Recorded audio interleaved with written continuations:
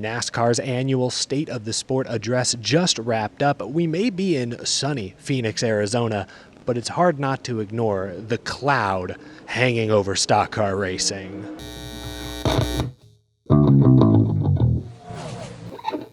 How's it going, y'all? My name is Eric. Welcome to Out of the Groove on the Go, presented by Tableau TV. Pay once, watch forever. I'm inside the Phoenix Raceway Media Center, specifically the drivers' meeting room. That's what's all set up here behind me. Here's your warning. This is going to be a meaty, a dense, a calorically dense episode. NASCAR Commissioner Steve Phelps and President Steve O'Donnell delivered their annual State of the Sport address just minutes ago. One line stood out to me, and Phelps used it a few different times in a few different ways. He said that meeting fans where they are is critical. Talked about that while NASCAR is going to continue outreach, San Diego, for example, Navy base, huge race next year. They said that pre-sales are the highest they've seen for any event ever. But he said, while they're still going to try some new things, their focus will be on their roots in some ways. North Wilkesboro Speedway has a points date. Bowman Gray back for the second straight year. Rockingham on the schedule.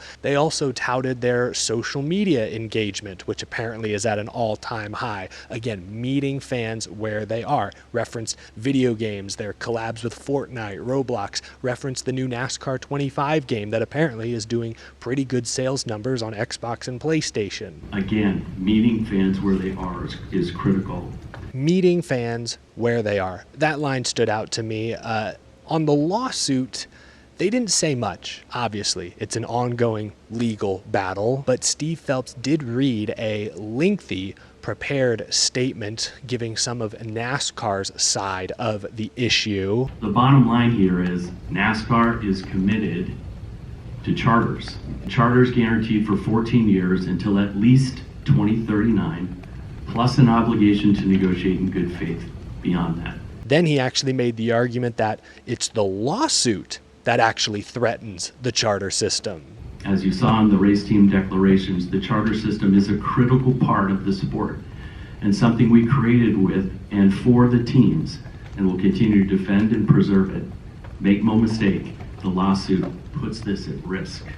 Jeffrey Kessler, the attorney representing 2311 and Front Row in this antitrust case, in many ways is the man responsible for the new NIL era of college sports, where now college athletes are able to get paid, and the entire business of college sports has been transformed the past few years. I think Steve Phelps' point there is that if Jeffrey Kessler beats NASCAR in this antitrust trial, there's a real possibility that NASCAR's business, like college sports, is going to transform as well. And that could mean the end of or a dramatic evolution of the charter system as we know it, especially if the charter agreement to some extent is found to be a violation of antitrust law. Anyway, that line from Steve Phelps did jump out to me as well. Obviously, this week there were reports that possible settlement talks were close between the two sides, but now that the weekend is here, it feels like that was more of a narrative being pushed by the NASCAR side. They really wanted this to be resolved before championship weekend, before the Steves gave their State of the Sport address, and it seems like 2311 and Front Row weren't willing to give NASCAR that victory lap. We remain optimistic that we can continue to work towards a resolution to this litigation that allows us to return our focus to racing. I'll share this clip as well. Reporter Jenna Fryer of the Associated Press asked the Steves if they were worried at all about how fans might react if Denny Hamlin, let's say, were penalized for speeding on pit road during the championship race. Were they worried at all about how fans would view that? And Steve O'Donnell offered, I think, a fairly blunt response. We have all the technology in place. We have an unbelievable officiating team, and I think that question actually is a bit absurd. So I'm pretty confident in the decisions we'll make and the transparency we've had throughout the year. Playoff formats. We know that based on reports, the championship format is likely to change next season. The Steves didn't want to talk about specifics today, of course. They didn't want to cloud this weekend's championship fight. Reporter Deb Williams, though, did ask a really good question. She asked the Steves why they thought many fans weren't resonating with the one race winner take all finale, and this was their response. I certainly can't speak for all the fans, right? I can speak for myself, and because I've said this. We looked at this, I think we all did, looking at more moments, more drivers having the ability to go out there and win. And that maybe takes away from the one driver story. And it's probably harder to write just the one driver story over and over again, but it does create a real star. And I think that's something that as you look at the future of the sport, making sure that a driver who has delivered all season long has the ability to be named a champion and not have something maybe come down to one race. So that's really been the focal point is we want to reward winning. We're going to continue to do that, whatever model we come up with. Winning is very important. But the one race thing has been a factor of, there's a lot of circumstances that can happen.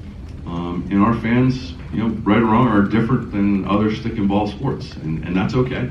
I've said this before, when the Giants win the Super Bowl, because I'm a Giants fan, nobody questions it. Everyone says the Giants are Super Bowl champions. Our fans don't do that, and that's been a learning process for us as well.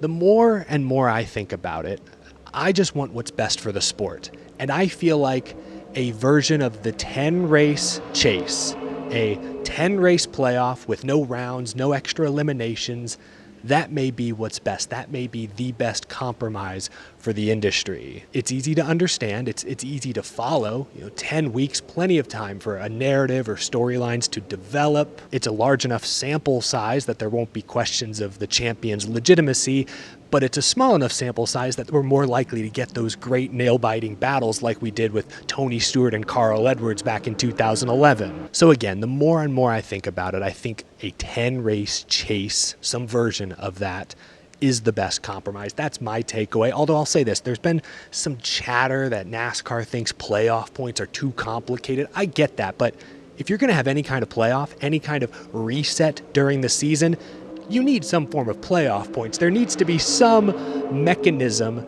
that rewards the drivers who've had the most success up to that point. We can't reset guys back to zero. I'm over that. Drivers who've been the best for the first 26 should start the final 10 with some kind of advantage. So whether that's playoff points or some variation, there needs to be a mechanism in place to reward consistency. Anyway, state of the sport, always fascinating to listen to, 45 plus minutes back and forth.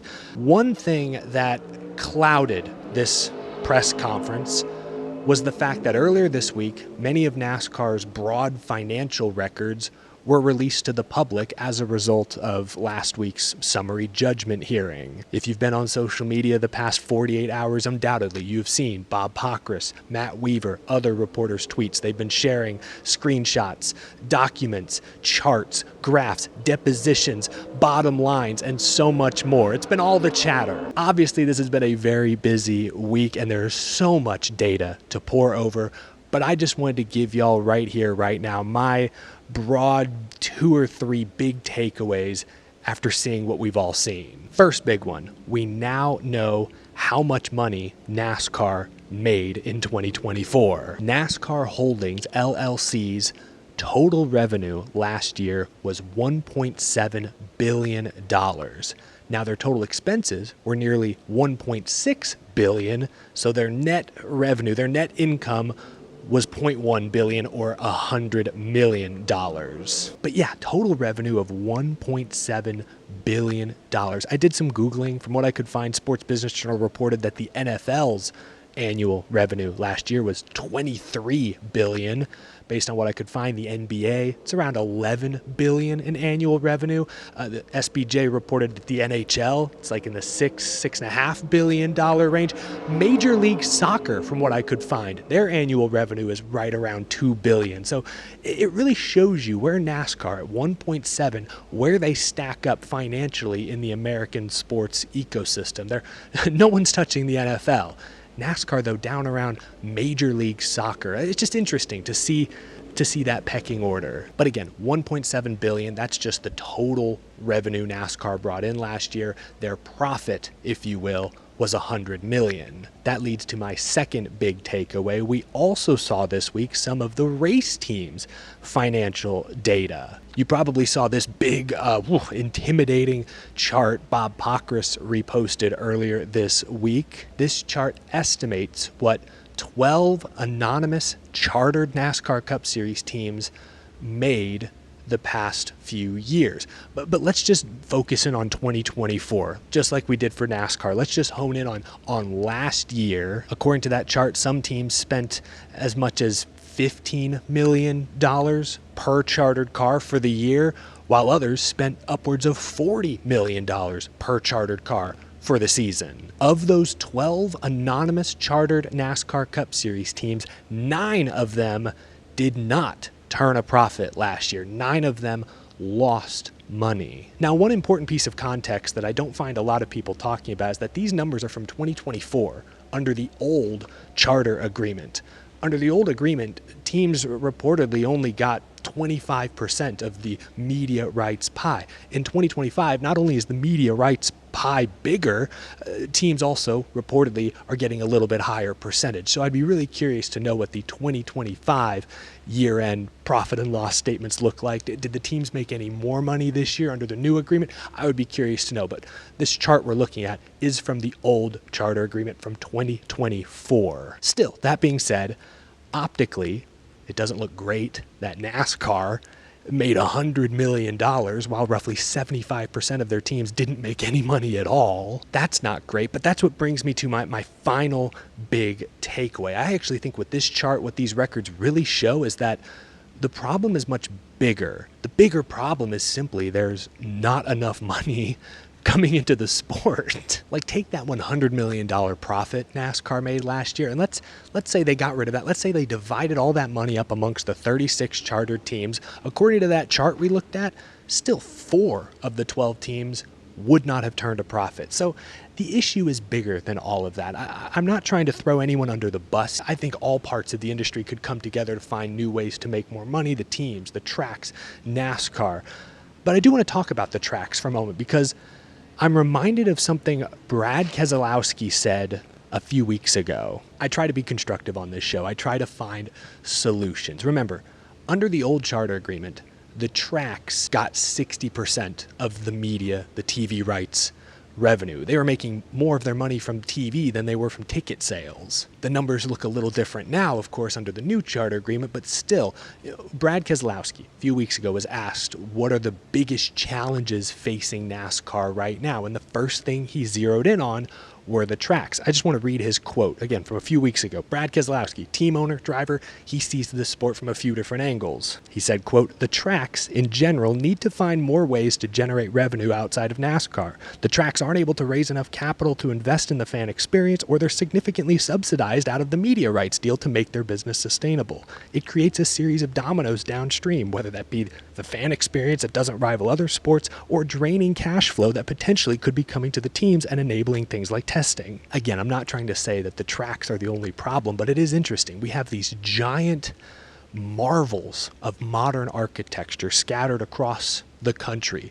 Cost a lot of money to build, a lot of money to maintain, to operate, and outside of select NASCAR race weekends, many of these tracks aren't bringing in a ton of extra money. Some do a decent job, like Bristol Motor Speedway, give them some credit.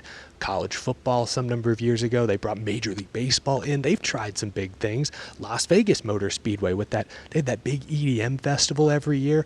I saw my home track, Texas Motor Speedway, put out an ad that System of a Down is headlining some huge metal festival next year. I may need to get tickets to that. But despite these efforts, so many of these tracks sit quietly for the vast majority of the year. If there was a way for them to get creative and find new ways to bring in money, that would take some pressure off of the media rights deal. Perhaps more of that money, to Keselowski's point, could be allocated to the race teams. That's just one possible solution, and when Keselowski said it a few weeks ago, it made my ears perk up. I said, that's a great point. So I wanted to share it here today.